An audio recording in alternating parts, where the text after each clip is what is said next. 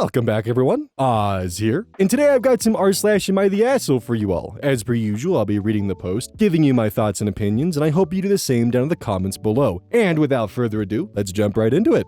Material Star 8510. Am I the asshole for refusing to share my college dorm room for my older sister and her baby? Reddit has deemed this person not the asshole. I, 19 female, am in my first year of college and live in a small dorm room on campus. My sister, 26 female, had a baby a few months ago, and she's been struggling financially. She and the baby's father broke up, and she had to move back in with our parents. The problem is, she hates living there because our parents are, in her words, too controlling and judgmental about her being a single mom. She asked if I could request permission for her to stay in my dorm with her baby for a while because it would be quieter and give her space to figure things out. I told her no. My dorm is tiny, barely big enough for me, and I have a roommate. Plus, a baby crying all night in a shared dorm? That's not fair to my roommate or me. She got upset and said I was being selfish, that families should help each other, and that she'd do it for me if roles were reversed. Now my parents are also pressuring me to just let her stay for a little while because she's struggling. My roommate thinks the whole situation is crazy and that I shouldn't feel bad, but I'm starting to wonder if I'm being a bad sister. Am I the asshole? Edit, I spoke to the dorm in charge and was told I wouldn't be allowed at all. I informed my parents and sister about it, but my sister is still upset and says I should have been more open to the idea, that I shouldn't have denied her for my selfish reasons before asking for permission.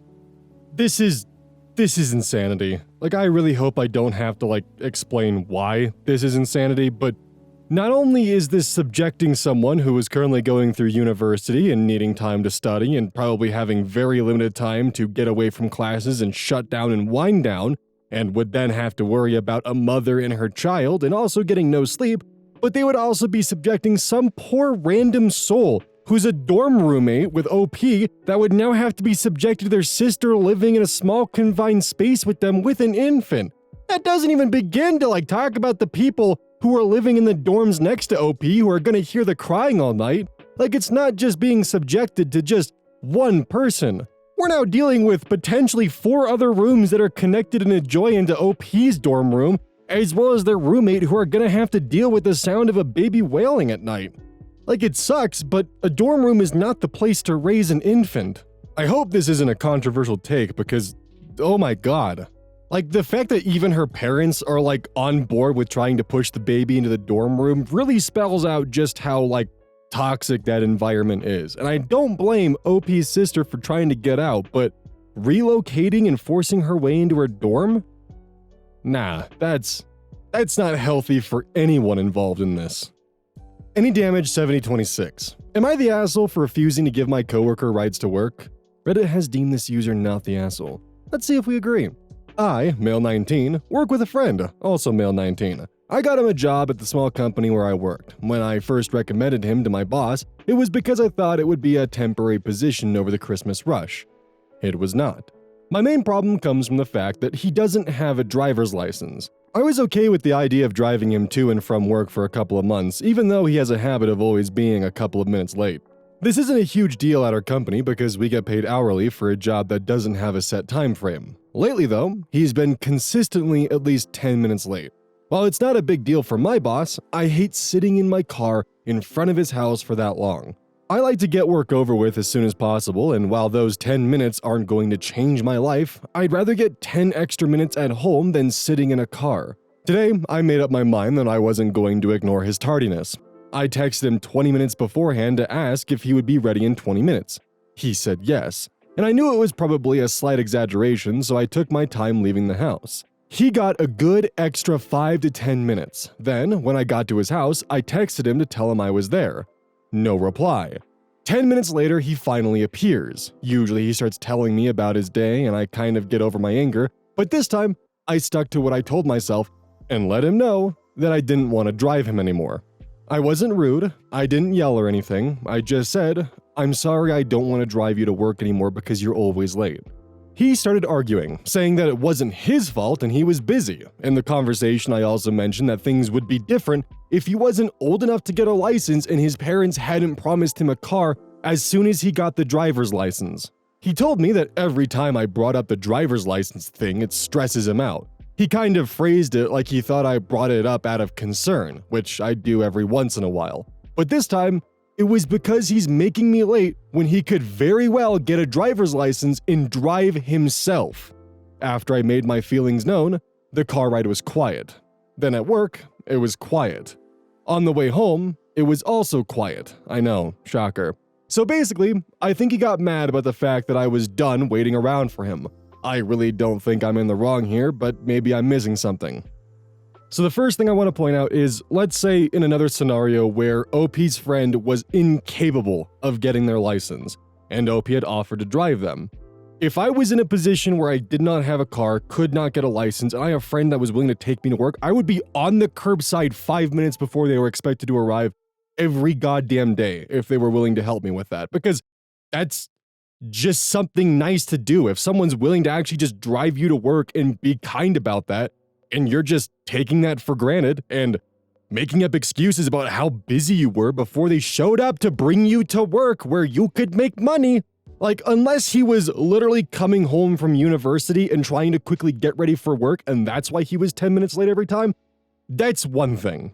But I feel like that would have been explained or described by him the moment that he was confronted or explaining why he was busy in the first place. Because if it was something understandable like that, I could be more lenient and understanding and probably encourage a mutual solution. But the fact that it's a vague, I'm busy, and even when given a 20-minute heads up with an additional 5 to 10-minute grace period, he's still late? And considering that almost every time it's texting him that he's there and 10 minutes of silence before he steps out, I'd be pretty pissed about that too. Because if I was in that situation where I was sitting there for 10 minutes with no response, waiting to take someone to work, and they just couldn't even give me an actual reason for why they were 10 minutes late every single day beyond just laziness, I'd be pretty fucking pissed too, and I'd feel like I'm being taken advantage of. And we're not even getting into the fact that his parents have offered him, the moment he gets his license, to buy him a car. Like, I would feel hella taken advantage of in this situation if I was OP. So yeah, I agree. Not the asshole. Somebody out here 91. Am I the asshole after telling my aunt they can't respect my decisions, then my kid can't come over anymore? Reddit has deemed this person not the asshole. I, 33 female, have an aunt, 53 female, who sometimes picks up my daughter, 6 female, for overnights at her place. My daughter recently returned from one of those trips. During so, I got a phone call about my daughter's toes being red and maybe the shoes being too small. My aunt was wanting to throw them out, but I was going to pass them on to my younger niece, 2 female, as my kid hasn't worn those shoes much. My aunt's boyfriend said he was worried I would put them back in her, which I said I wouldn't if they were too small, but I wanted them back to pass down to my niece. Turns out, she decided to go to my mom, 53 female, for permission to pitch the shoes. My mom gave the blessing since she didn't know why I wanted them back. When my daughter was dropped off, my aunt dropped her and her stuff off quickly, then bolted, which was weird for her. As I was emptying my daughter's luggage, I noticed said shoes were not in there. Daughter said they told her they were keeping the shoes for safekeeping, but I found out the truth shortly after. I tried calling my aunt, but she is not answering. It's not just about the shoes, but this has happened multiple times with other things because my mom said it was okay, and her being my mom negates my decisions for my daughter. Am I the asshole for saying if my decision can't be respected and if my daughter can't return with everything she brought them, she can't come over anymore? Yeah, without question, not the asshole. Like, there's not really any wiggle room here because the aunt gets the opinion from the mother for what she wants to do about her kid and her kid's possessions. The aunt doesn't like that answer, so she circumvents and apparently has a history of doing this, going to OP's mother to try and get a decision that's more in line with the aunt thinks is the correct choice, and goes for that instead, citing the mother's blessing to do so, as a way to kind of wash her hands clean of doing what she wanted to in the first place that was against OP's wishes. And yeah, if the aunt can't respect OP's wishes for what she wants to do for her daughter and the decisions she wants to make for her daughter, then OP has every right to limit contact between her daughter and the aunt if she has no intention of respecting OP's decisions. It's also deeply insulting that despite OP being 33 years old, she's treating OP like a child and going to her mother for the end-all be-all. Lopsided score 1609. Am I the asshole? My mom pushed me to go out to eat, then pushed the bill off on me. Reddit has deemed this to be an everyone sucks scenario. Let's see why. Today, after I finished work, I get off 2 hours early on Wednesdays, I was supposed to go grocery shopping for my mom. When I stopped at home, I went to her house. She told me she hadn't received her new credit card in the mail yet, which she gets every few months because she's paranoid about someone stealing her card info. That usually means I end up updating all her online payments because she doesn't know how to use the internet very well. When I got there, she mentioned the missing card, which was fine because she has 3 others. However, she didn't want to use them for groceries. That was okay with me. I could go another day if she preferred. Then she asked me to take her to Chili's. Now, when my mom says, "take me," it's usually understood that she pays. She's financially well off, my dad left her comfortable when he passed, and she hasn't worked in over 35 years. So whenever we go out, she covers the bill, unless it's something specifically for her, in which case either my brother or I pay. Even my grown nephews will pay when it's for her, but otherwise, my mom always takes care of the bill. I'm not being entitled, it's just how it's always been. I always thank her, especially since I'm not doing well financially and appreciate her help. Before we left, I told her I didn't have money for dinner since my refund check hadn't cleared yet. NFCU takes 2 to 3 days to release funds, and I get paid on Friday. She insisted on going out anyway, and dinner was great. When the bill came, my mom handed it to me. I didn't have enough money, so I ended up using a Cash App loan to cover the meal. My mom then made me feel guilty for asking her to leave the tip because I only had 30 cents left after paying for the food. She ended up leaving 19 $1 bills she had in her wallet. I told her to keep the ones, and I tipped the waiter next time since I go there often and I know him well. After leaving, I was upset and speaking quietly. My mom noticed and got angry, saying I was acting up. I explained that I didn't have the money and still needed gas and food for my kid before Friday. She yelled, saying that when she and my dad were together, they never fought over money. I clarified I wasn't fighting, just explaining that the situation wasn't ideal. My mom has always been hard to talk to, and I've noticed myself getting louder when I'm upset lately. But I didn't yell this time, I just explained the situation. She responded that I clearly had the money since I paid for the meal, and that she always covers the bill. So what was the big deal? I tried to explain that the issue was me telling her I didn't have the money, and she still pushed for us to go out after I said I couldn't afford it. I assumed that since she knew I was short on funds, she would cover the bill. I realize now that I shouldn't have assumed that. So am I the asshole for getting upset with my mom for pushing the bill onto me when I clearly told her I didn't have it? So, the everyone sucks rating is kind of weird here. I had to read some comments to fully understand why people were approaching it, and it makes sense, but I don't agree with it. The crux of the argument for the everyone sucks rating comes from the fact that OP did not stand up for themselves, chose to accept the bill, and in the process, potentially took food out of their child's mouth. There's also some additional context that OP gave in comments that were unfortunately downvoted, and by the sounds of it, OP is not in a necessarily great situation with their mother. They've kind of been put into a role of an impromptu caregiver, and if they're not constantly in contact and checking up with them, the cops show up because her mother accuses her of neglect. OP seems to have been downvoted for this because all the surrounding context comments are about the idea that OP should just cut off all contact and not associate with their mother anymore, which then OP explains that they can't do that because they'll be endlessly harassed or even have the cops knocking on their door. So cutting contact isn't a safe option. OP also states they do their mother's taxes, so they're aware that their mother is well off and not in a financially tight situation. And additionally, as to how they're, buddy-buddy with the waiter, apparently OP's company will occasionally host 1 or 2 lunches at Chili's every month, so that's how OP has that connection with the waiter. So, with all the information that I found here, I'm gonna be in the boat that OP's not the asshole, and they're probably stuck in a very unfavorable and potentially mildly abusive situation.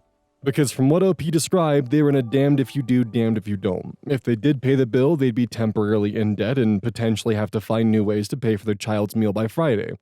If they didn't pay for the meal and force their mother to, they would potentially have the police knocking on their door with them trying to push for neglect. There's also just the glaring fact that OP literally stated to their mother, "Hey, I don't have money for this dinner," and their mother said, we should still go to Chili's, and they go to Chili's, and then OP's mother drops the bill on them. So this wasn't a situation where OP's mother wasn't aware that their child was struggling financially and thought, oh, you could pick up the bill for once because I always do this. Instead, we have a scenario where OP's mother is aware of the financial struggles, insists on going to Chili's, with the full intention of dropping the bill on them anyways. So it's because of this, with all the additional evidence in the comments, that I can't really call OP the asshole in this scenario. They definitely might need to try standing up for themselves more often and see if they can find a way to get their mother off their back, but in this situation, with the current circumstances surrounding them, I don't think they're the asshole. And I don't think this is an everyone sucks. I think their mother's the asshole, clean as day in this one. But if I miss something, please don't hesitate to let me know in the comments. I've always been a fan of encouraging disagreements, so please let me know if I maybe missed something or I could be incorrect. Just be respectful about it. Prestigious Page 129. Am I the asshole for encouraging our friend group to stop visiting a friend due to their house rules? Reddit has deemed this person not the asshole. Posted from a burner account, as quite a few people involved are on Reddit too. There's a person in our friend group who usually hosts us at her place for weekly drinks. She recently became very active in the vegan community and promotes her views a lot. We don't mind it too much, although she can be annoying at times. We usually do bring your own bottle for the weekly drinks, and we've never had any incidents or problems. I think we're quite considerate guests, and she enjoys hosting people. So it was all fine until a month ago, when she suddenly lashed out at another girl in the friend group for bringing a bottle of Bailey's to the weekly drinks. She was bluntly rude to the girl and made her pretty uncomfortable because, quote, I don't want any dairy in my glasses, no matter how much you will wash them after, end quote. We were like, okay, whatever, your glasses, so you get to decide. But afterwards, I've asked everybody if they'd prefer me to host from now on. Everyone was uncomfortable about the situation, and we decided that I'd be hosting from now on. It's been a month since then, and the original host, OH, seems quiet. I think she really enjoyed her role as a host and valued it quite a bit, so I don't know. I'm wondering if that seemed like a good decision. On one hand, she has the right to set the rules in her place, and she's upset now. On the other hand, it seems really petty, and the rude reaction was over the top. So I would say OP is firmly not the asshole here. OP's friend has adopted a new lifestyle that they would like to exercise within their home, which they are allowed to do, and in this case, no milk within glasses. Bit harsh in my eyes, but it's their home, their rules. I do think they went a little overkill being extremely aggressive and rude, as OP stated, towards one of their guests and created the awkward situation. They had rules in place that were implicitly exclusionary by nature, and because of that exclusion, it created a semi-hostile environment and made people more willing to want to find a new host, which they did. OP made their bed and now they have to lay in it. That's just how it is. If you don't want specific behavior within your home, and other people want to participate in that specific behavior, what are you expecting? Grouchy Pride 5486. Am I the asshole for telling my boyfriend's kids to eat what's for dinner or don't eat at all? Reddit has deemed this person the asshole. I, 27 female, have been with my boyfriend, 30, for a little over a year now. We recently moved in together. I have an 8-year-old from an ex, and my boyfriend has 2 kids ages 9 to 6. Since we moved in together, I now have his children every weekend and he works Fridays, so I am alone with them till he's off work. Friday night, I made meatloaf with roasted broccoli and mashed potatoes. My son eats well. He knows to eat the best he can, and if he doesn't finish his food, that's okay. But he at least has to eat the most he can unless he doesn't want a before bedtime snack. I hold my boyfriend's children to these same rules, which we haven't had any issues with till Friday night. Neither of the kids liked the food, the 9-year-old ate it, the 6-year-old refused, in which I said, I'm not making you another meal. So he went to bed without dinner. When my boyfriend got home, his 6-year-old was complaining he was hungry, and my boyfriend got upset with me that I refused to make him something else. I told him I wouldn't hold his children to different rules than my child. He got upset and ended up making him something else to eat, then told me that was horrible of me to deny a child dinner, and then blamed it on his young age, explaining I had to be more lenient. I explained that I had raised a young child before and I was once a young child and followed those same rules, which just resulted in a huge argument and him calling me ignorant. Today we got a call from my boyfriend's ex, and now the children don't want to come till Saturday or Friday night late when my boyfriend is off work. This caused another big argument between my boyfriend and I. He once again called me an ignorant asshole and said I needed to change my way of thinking. Am I the asshole? Edit to add, I did not force this kid to go to bed hungry. I suggested him to eat a larger portion of his mashed potatoes and a smaller portion of the other things which he refused, and he didn't want to make anything else himself. Your defense for letting a 6-year-old go to bed hungry is that he didn't want to make himself any food? Okay. Like, I get it and I understand that kids can be little devious bastards and will try to manipulate things to get what they want to eat, because if you offer a child between a healthy dinner that's chicken, rice, and broccoli, or a pizza, they're going to choose pizza. They're going to choose pizza rolls. They're going to choose foods that aren't for them. I understand trying to get them to eat healthy. However, I don't agree with letting a child go to bed hungry because they're unhappy with the meal in front of them. I mean, hell, OP even states this hadn't been an issue before. It could very well be the 6-year-old had either a sensory issue, a taste issue, or something that threw the meal off for them and they just weren't comfortable continuing to eat.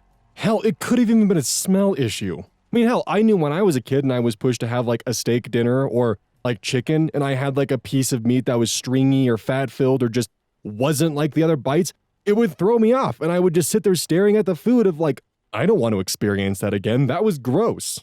There's also the factor of like, this is not OP's child. This is her boyfriend's child. They definitely need to be establishing rules and communications if they're going to be planning to co-parent like this, especially because OP is being left to take care of her child as well as the boyfriend's kids.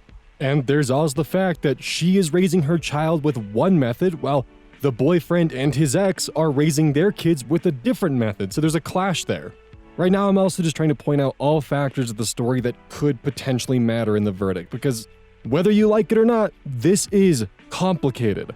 I do not agree with everything OP has done, but I also understand the struggle of trying to make sure the kids are eating something healthy. Because building a healthy relationship with food is a double-edged sword, and from what I've read and from my experience, it's a pain in the ass. Because you want them to have a healthy relationship with food where they actively seek out healthy foods when they're older, but you also don't want to just push them into constantly only eating healthy foods, because in the moment they have a little bit of freedom, they might crash and just go straight for the unhealthy stuff constantly and have no self-control over it.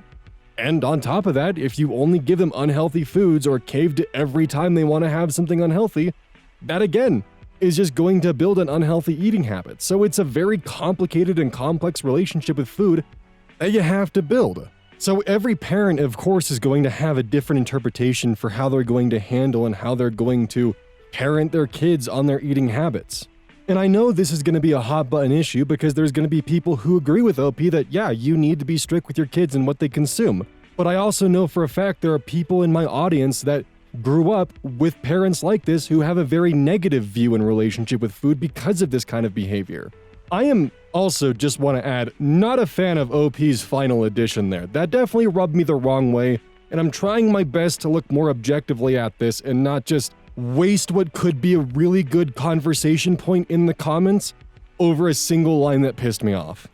I also want to add from just a general standpoint of sending a kid to bed hungry, that is very detrimental to not just their long-term relationship with food, but also how they're going to perform and behave the next day, because there is a direct correlation between a kid's attitude towards both education, learning, and their day-to-day activities and how much food they have in their body. Personally, I'm not a fan of OP's approach. While I don't have the exact answer to make it a flawless, perfect scenario that would fix OP's reaction, it just doesn't sit right with me. I think it's a mix of the final comment and the fact that they're applying rules that work for them and their child onto kids that are her boyfriend's children, who have a different set of rules that they follow at the dinner table.